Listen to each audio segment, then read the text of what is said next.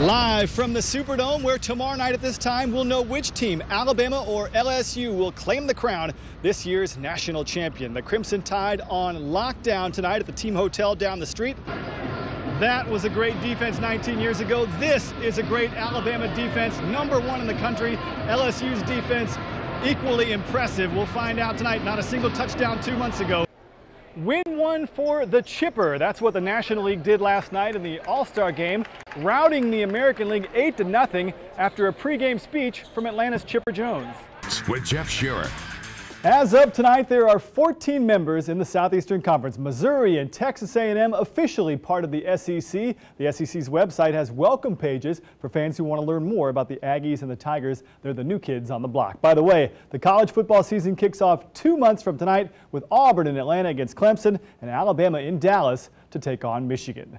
Former Eufaula and Troy Trojan star Jarrell Jernigan back in fever country this summer, working a camp in Abbeville yesterday. As a rookie, Jarrell helped the New York Giants win the Super Bowl, so what's he going to do for an encore? With Mario Manningham gone to San Francisco, that could open up some opportunities for Jernigan to become one of Eli Manning's top targets this season. Jarrell looking forward to year 2. Disappointment this week for Montgomery's Jermichael Green, the former Alabama basketball star, undrafted by the NBA. But Jermichael can take comfort from 2 guys he knows well, Alonzo G and Courtney Fortson. G is former Tide teammate this week. The Cavaliers offered Alonzo $2.7 million to play in Cleveland next season. Like Jermichael, Alonzo went undrafted, earned his shot by dominating in the NBA's Development League.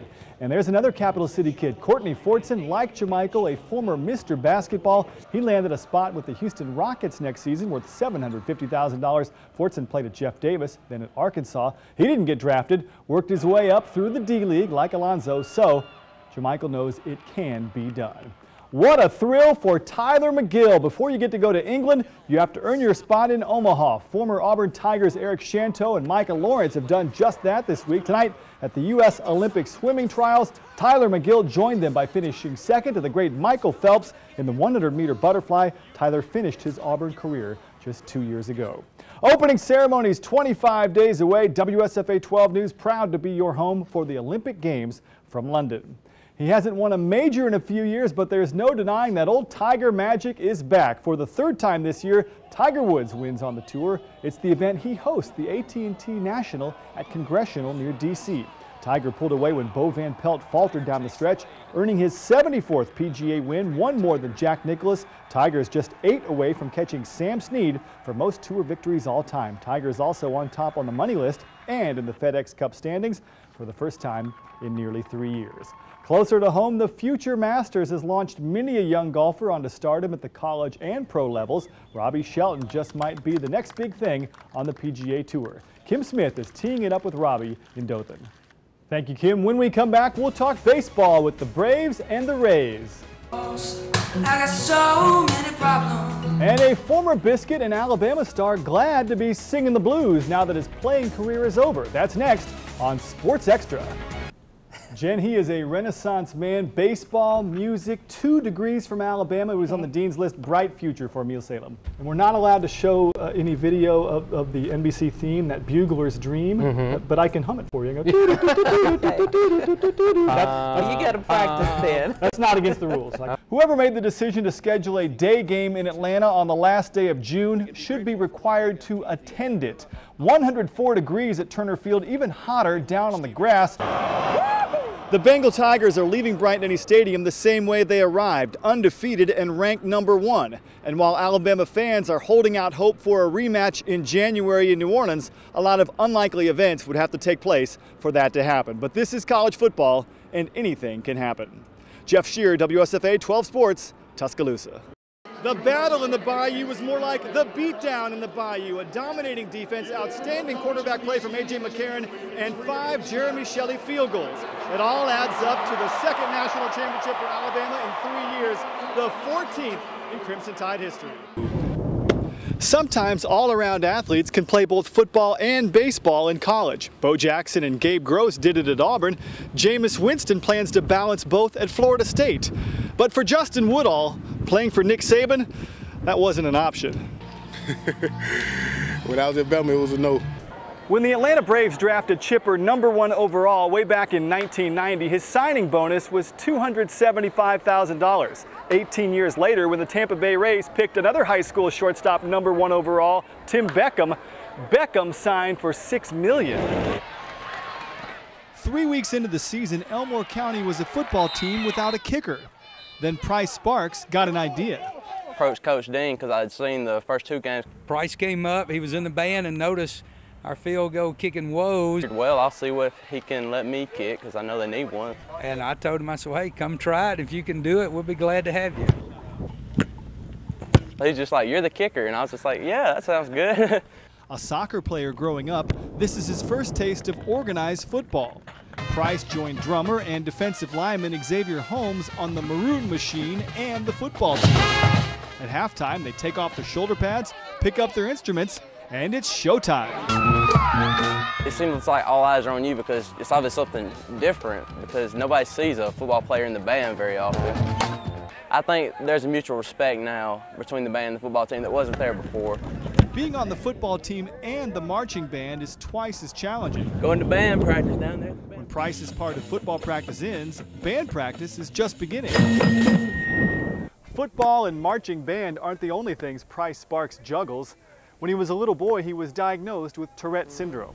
We call them tics. It can be anything from twitching my shoulders or blinking my eyes really fast or moving my mouth sometimes, clicking on my tongue, anything really, beating on the desk or something. Price takes medicine twice a day to control his Tourette symptoms, something he's done since he was 5. They can be distracting to others, so you have that pressure of not wanting to bother anybody else. A senior who scored a 32 on the ACT, Price is considering several academic scholarship offers. For a long time in my life, I didn't understand, and I didn't know why God would give me Tourette's because I struggled with it a long time. I was picked on and had just a lot of awful times, but now I see that everything happens for a reason, and he knew I could go with it, and he knew I'd be better off with Tourette's, so he let me have it. Price Sparks, a young man whose achievements are worth trumpeting. Jeff Shearer, WSFA 12 Sports, Eclectic.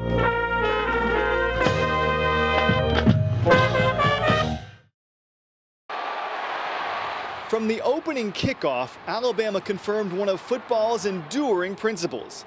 Defense wins championships.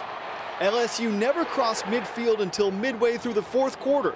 The Crimson Tide held the Bengal Tigers to just 92 yards and 5 first downs. I just want to show everybody we're a good defense. We're not a fluke. And we came out and played a complete game, and that's what we did. A complete game. Defense, offense, and special teams. Marquise Mays' 49-yard punt return, the only big return allowed by LSU all season, set up the first of 5 Jeremy Shelley field goals. Quarterback A.J. McCarron, the offensive player of the game, completed 2/3 of his passes for 234 yards. When I first started getting recruited here, I told him I'd lead him to the national championship. And I can always say that. Nobody can ever take that away from me. You play so well on such a big stage, A.J. How were you able to do that? I mean, I was able to do that all year. I told Coach he had to let me go a little. Coach Mack knew that. And Coach Mack finally, I felt like, he couldn't get chewed out since he was leaving. Alabama scored on the last drive of the first half and the first drive of the second half to go ahead 12-0. And the hits just kept on coming.